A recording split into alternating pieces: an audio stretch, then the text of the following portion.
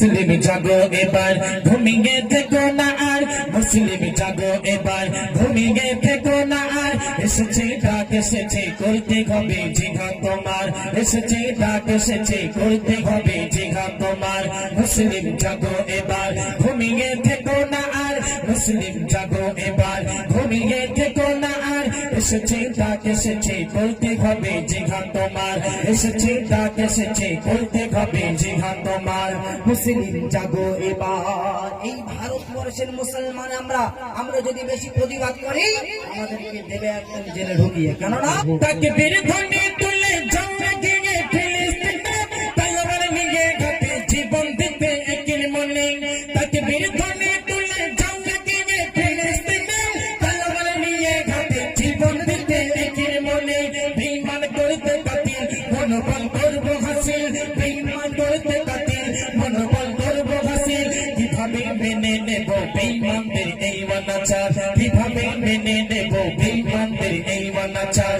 মুসলিম জাগো এবার ঘুমিয়ে থেকো না আর, মুসলিম জাগো এবার ঘুমিয়ে থেকো না আর, এসেছে ডাক এসেছে করতে হবে জিহাদ তোমার, এসেছে ডাক এসেছে করতে হবে জিহাদ তোমার।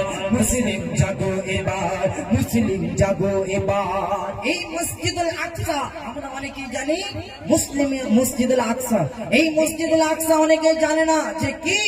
এই মসজিদুল আকসা হচ্ছে আমাদের প্রথম কাবা। আমরা সকলেই জানি যে মক্কা শরীফে আমাদের কাবা, আমরা এই কাবার দিকে ফিরে নামাজ পড়ি, কিন্তু এই কাবা নির্মাণ হওয়ার আগে এই মসজিদুল আকসার দিকে ফিরে সবাই নামাজ পড়তো।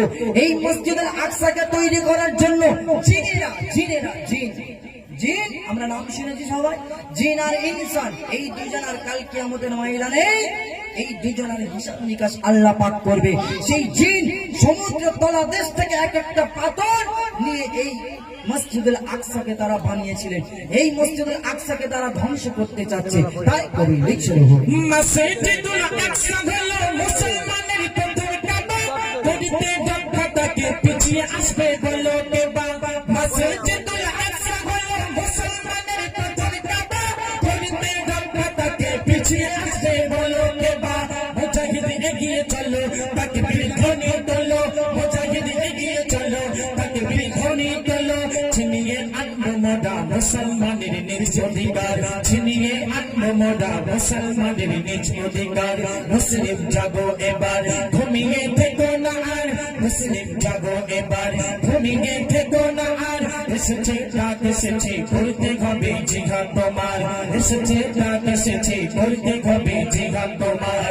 মুসলিম জাগো এবার, মুসলিম জাগো এবার। আমরা সকলেই সোশ্যাল মিডিয়ার মাধ্যমে দেখেছি যে গাজাবাসীকে ধ্বংস করেছে। এই গাজাবাসী যখন ঘুমের মাধ্যমে ছিল, যখন ঘুমাচ্ছিল রাতের অন্ধকারে, ইহুদিরা কি করলো? তারা একটা ষড়যন্ত্র করলো যে এদেরকে মারতে গেলে একমাত্র এদের ঘুমের মাধ্যমে এদেরকে মারতে হবে। এরা এক একটা বড় বড় বোমা নিয়ে তারা ষড়যন্ত্র করে তাদের বিল্ডিং এর উপরে ফেললো, বাড়ির উপরে ফেললো, আর বিল্ডিং কোনো ভেঙে চুরমার হয়ে গেল। সেদিনকে বাচ্চারা, ছোট্ট ছোট্ট বাচ্চারা ঘুমের মাধ্যমে তারা কেউ মৃত্যুবরণ করেছে, লক্ষ লক্ষ মানুষ সেদিন জান দিয়ে দিয়েছে, কিন্তু তারা কোনোদিন পিছু হটেনি, তারা যুদ্ধ করে গিয়েছে। কেমন ভাবে কবি লিখছে রঘু, গাজাতে পড়ছে বোমা মরছে মানুষ লাখে লাখে, কেমন ধ্বংস লীলা শেষ করে দাও সমাজটাকে। গাজাতে পড়ছে বোমা মরছে মানুষ লাখে লাখে, কেমন ধ্বংস লীলা শেষ করে দাও সমাজটাকে। বেদিনে নেই অত্যাচার সহ্য করবো না আর, বেদিনে নেই অত্যাচার সহ্য করবো না আর, দিতে হয় জীবন দেব পিছিয়ে মোড়া থাকবো না আর, দিতে হয় জীবন দেব পিছিয়ে মোড়া থাকবো না আর। মুসলিম জাগো এবার ঘুমিয়ে থেকো না আর, মুসলিম জাগো এবার ঘুমিয়ে থেকো না আর, এসেছে ডাক এসেছে করতে হবে জিহাদ তোমার, এসেছে ডাক এসেছে করতে হবে জিহাদ তোমার, এসেছে ডাক এসেছে করতে হবে জিহাদ তোমার। আজকে যে নরেন্দ্র মোদী ওয়াকফ বিলকে পাস করেছে, আমরা মুসলমানের বাচ্চা তো আমাদের আওয়াজ কেমন হবে? বাঘের গর্জনের মতো আওয়াজ হবে। আমরা একবার তকবীর যদি দিই, নরেন্দ্র মোদী ছুটে কোথায় পালাবে বুঝতে পারছো তো? বাংলাদেশ শেষ করেছে, ওকে তাড়াতে হবে। তাই করে শেষ কথাই কবি লিখছে। আমি রাজাকে পুরুষ জীবন দিতে করি না ভাই, দিয়ে ফিলিস্তিনের আনবো বিজয় আমি ডাকাই কাপড় সুচি বলতে করি না ভয় ইমানি তাকত দিয়ে ফিলিস্তিনের আনবো বিজয় রক্ত দেব না আর রক্ত নেব এবার রক্ত দেব না আর রক্ত নেব এবার কবি নাও ঘমা তুলা দুহাত তুলে নাই হংকার কবি নাও ঘমা তুলা দুহাত তুলে নাই হংকার মুসলিম জাগো এবার ঘুমিয়ে থেকো না আর মুসলিম জাগো এবার ঘুমিয়ে থেকো না আর এসেছে ডাক এসেছে করতে হবে জিহাদ তোমার এসেছে ডাক এসেছে করতে হবে জিহাদ তোমার এসেছে ডাক এসেছে করতে হবে জিহাদ তোমার এসেছে ডাক এসেছে করতে হবে জিহাদ